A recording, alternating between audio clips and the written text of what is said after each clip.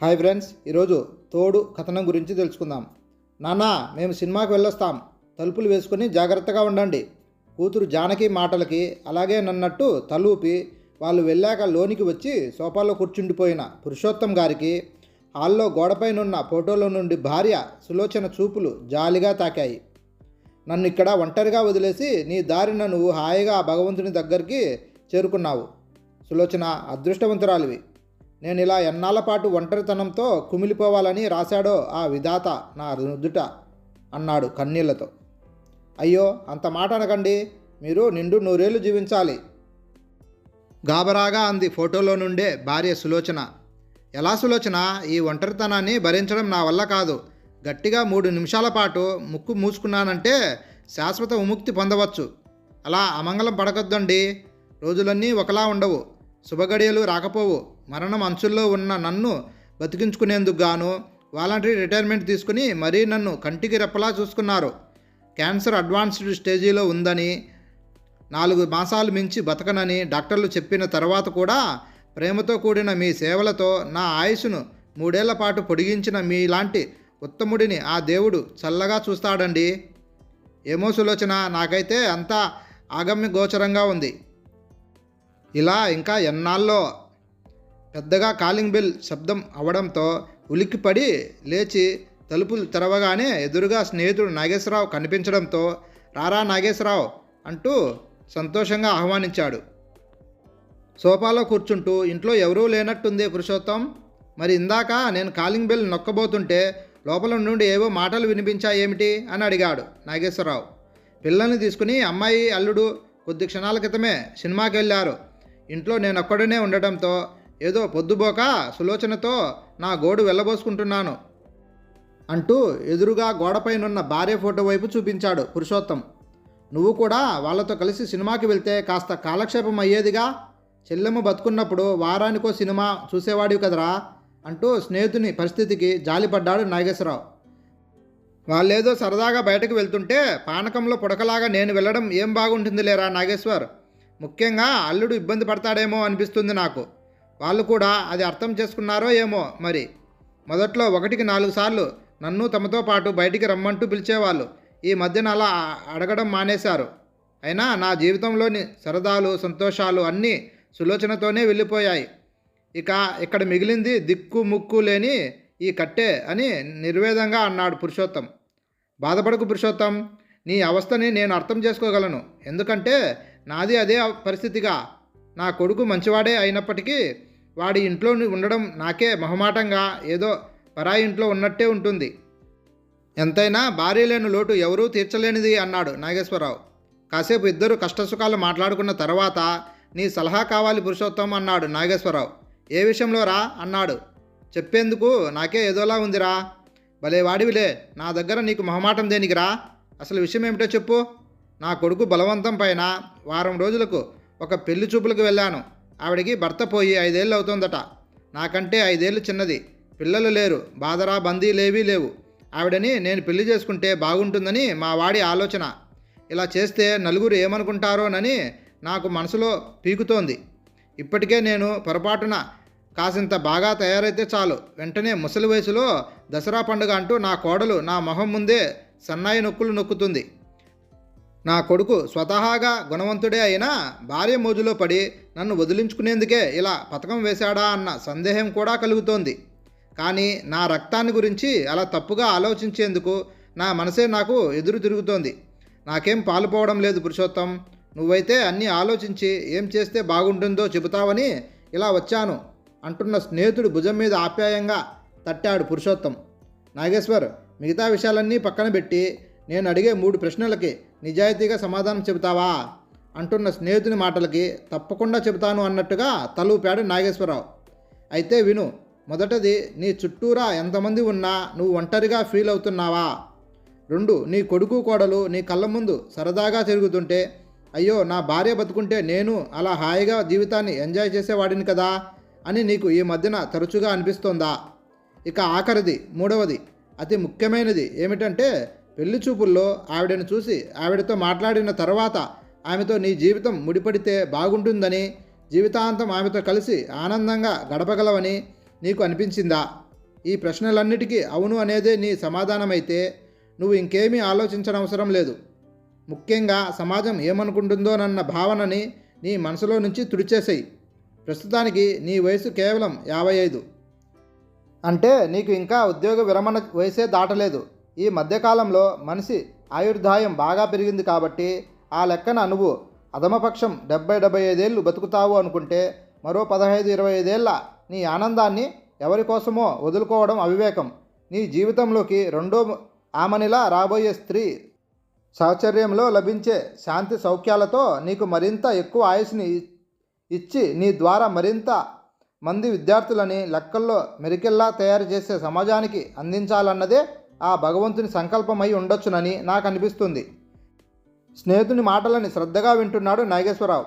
Cinema టికెట్లు దొరకపోవడంతో పిల్లల్ని తీసుకుని ఇంటి దగ్గరలో ఉన్న పార్కుకి భర్త వెళ్ళగా తండ్రి నిద్రపోతుంటాడేమోనన్న తలంపుతో కొద్ది నిమిషాల క్రితమే నిశ్శబ్దంగా వెనకవైపు తలుపులు తెరుచుకొని లోనికి వచ్చిన జానకి చెవిన ఈ సంభాషణ పడడంతో ఆమె కూడా ఇదంతా ఆసక్తిగా వింటోందన్న విషయం వీళ్ళకి తెలియదు.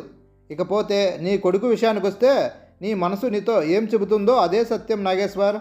మీ వాడు 4 రోజుల క్రితమే కూరగాయల మార్కెట్లో కలిశాడు. వాడు నిజంగా బంగారు కొండే. వాడి మనసులో ఏ కల్మషమూ లేదు. అమ్మ చనిపోయిన నాటి నుండి నాన్నలో ఉత్సాహం అడుగంటిపోయింది. ఒంటరితనాన్ని, అమ్మలేని లోటుని ఆయన భరించలేకపోతున్నారు అంకుల్. ఆయన్ని అలాగే వదిలేస్తే ఏమైపోతారో అని భయమేస్తోంది అంటూ చాలా బాధపడ్డాడు. వాడి ఆరాటమంతా కూడా చనిపోయిన తన తల్లి సమానమైన తోడుని నీకు అందించాలనే తప్ప నిన్ను వదిలించుకోవాలన్న తలంపే లేదు వాడిలో. ఈ పెళ్ళికి నిన్ను ఎలాగైనా ఒప్పించమని నా చేతులు పట్టుకుని అర్థించడమే కాకుండా వాడు నాతో మరో మాట కూడా చెప్పాడు నాగేశ్వర్ అంటూ ఒక్క క్షణం ఆగాడు పురుషోత్తం. నాకు చెల్లికి పెళ్ళిళ్ళు చేసే ముందు సంబంధం మంచిదేనా, వంశం ఎటువంటిది, వాళ్ళ సంప్రదాయం ఏమిటి అంటూ మీతో కలిసి నాన్న చాలామంది వద్ద వాకబు చేశాకే మా వివాహాలని ఖాయం చేశారు. అలాగే ఇప్పుడు నాన్న కోసం నేను తెచ్చిన సంబంధం గురించి కూడా పెద్దవారిగా, మా శ్రేయోభిలాషిగా మీరే ఆ బృహత్తర కార్యాన్ని తలెత్తుకోవాలి. ముఖ్యంగా ఆవిడ స్వభావం మా అమ్మ మనస్తత్వానికి దగ్గరగా ఉంటుందా లేదా అనేది తెలుసుకోగలిగితే బాగుంటుంది అంటూ నా చేతులు పట్టుకుని అర్థించిన నీ కొడుకుని చూస్తే నాకెంత ముచ్చటేసిందో నాగేశ్వర్. వాడిని చూసి నేను నిజంగా చాలా గర్వపడుతున్నాను రా. తండ్రిని గురించి అంతలా ఆలోచించే పిల్లలు ఈ కాలంలో బహు అరుదు. ఎంతసేపు తాను సంపాదించిన ధనంతో తల్లిదండ్రులకి అన్ని సదుపాయాలు కలిగించాలని ఆరాటపడే వాళ్ళనే చూశాను తప్ప ఇలా పెద్దవాళ్ళకి వాళ్ళ అడుగులో అడిగేసి నీడలా అన్ని విధాలా అండగా మనసుకి దగ్గరగా ఉండే తోడు ఆ వయసులో చాలా ముఖ్యమని అర్థం చేసుకుని ఆ దిశగా ప్రయత్నం చేసే సంతానాన్ని నేనైతే ఎరగను. అటువంటి కొడుకుని కన్న నీ జన్మ నిజంగా ధన్యం. స్నేహితుడు చెబుతున్నది వింటున్న నాగేశ్వరుకి ఆనందంతో కళ్ళల్లో నీళ్లు తిరగడంతో పైపంచతో కళ్ళు తుడుచుకున్నాడు. నీ మాటలు వింటుంటే చెప్పలేనంత ఆనందంగా ఉందిరా. నా సందేహాలన్నీ తీరిపోయాయి. ఇప్పుడు నీ విషయానికి వద్దామా అన్న నాగేశ్వర మాటలకి అక్కడ పురుషోత్తం, పక్క గదిలో జానకి ఇద్దరు ఉలిక్కిపడ్డారు.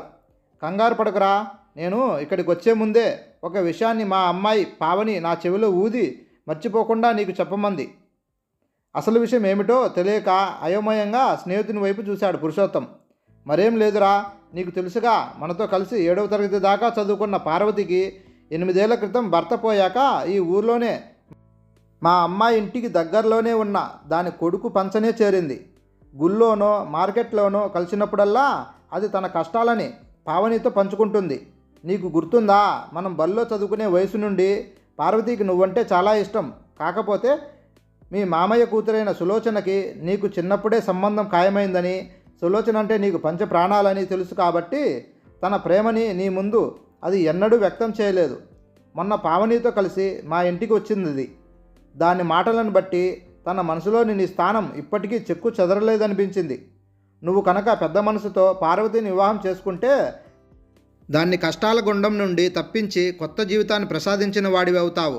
నీకు ఈ ముసలి సంధ్యలో చక్కటి తోడు దొరికినట్టు అవుతుంది. ఏమంటావు? పార్వతి చాలా మంచిదిరా, అలాంటి దాన్ని కోడలు రాచి రంపాన పెడుతోందంటూ పావని చెబుతుంటే నాకు చాలా బాధేసిందిరా అన్న స్నేహితుని మాటలకి పురుషోత్తం చాలా బాధపడ్డాడు. నిజమే నాగేశ్వర్, పార్వతి చాలా మెతక మనిషి. దాని మనసు వెన్న. ఈ వయసులో దానికి రావాల్సిన కష్టం కాదిది. కానీ నేను పార్వతిని పెళ్లి చేసుకోవడం ఏమిట్రా, దానికైతే కొడుకు కోడలితో ఇబ్బందులు ఉన్నాయేమో కానీ నాకు అలాంటివి ఏమీ లేవుగా. నా కూతురు అల్లుడు నన్ను బాగానే చూసుకుంటుండగా నేను మరో పెళ్లికి సిద్ధపడడం ఏం బాగుంటుంది చెప్పు. స్నేహితుని మాటలతో ఏకీభవించలేదు నాగేశ్వరరావు. నీ కూతురు అల్లుడు నిన్ను బాగానే చూసుకుంటున్నారు, కాదనను. అంత మాత్రం చేత నీకు భార్య లేని లోటు తీరిపోతుందా? ఇందాక నేను ఇక్కడికి వచ్చే సమయానికి నువ్వేం చేస్తున్నావు ఒకసారి గుర్తు చేసుకో.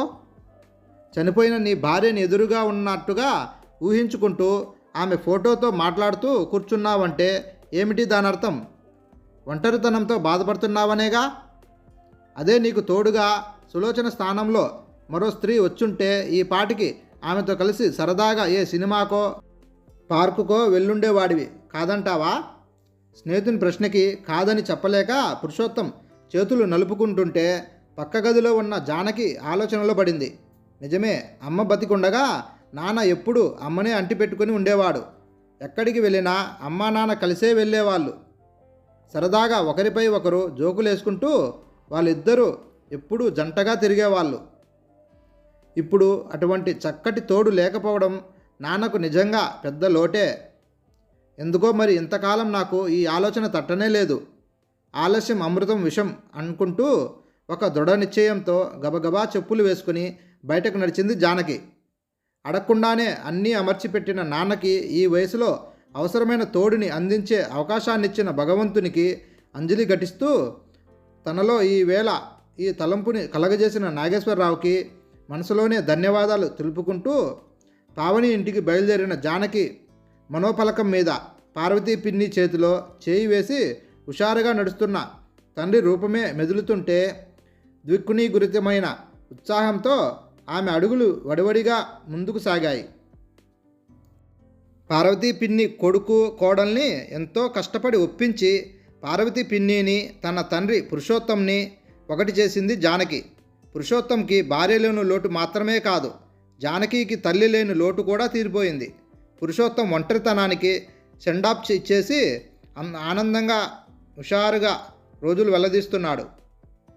హాయ్ ఫ్రెండ్స్, ఈ కథ మీకు నచ్చినట్లయితే please like and subscribe friends.